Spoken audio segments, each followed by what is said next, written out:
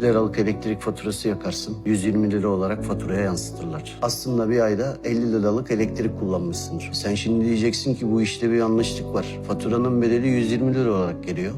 Kaçak elektrik kullanımı sana yazıyorlar. Nedeni şu, sen aslında dürüstlüğünün mahkumu oluyorsun baba. Hırsızı yakalayamıyoruz, siz ödeyin diyorlar. Düşünsenize bakkala ekmek almaya gidiyorsun, akşam dükkanda hırsız girdi, peynirin parasını da sen öde diyorlar. Nasıl iş bu? İçmediğin suya tonlarca para ödüyorsun. Bu ülkenin sokaklarında şakır şakır akan çocukken içtiğimiz sulara ne oldu? Nerede bu kaynaklar? Kurudu mu? Yo, her yerde var. Niye içemiyoruz? Niye suya para veriyoruz? Bir düşünün bakayım.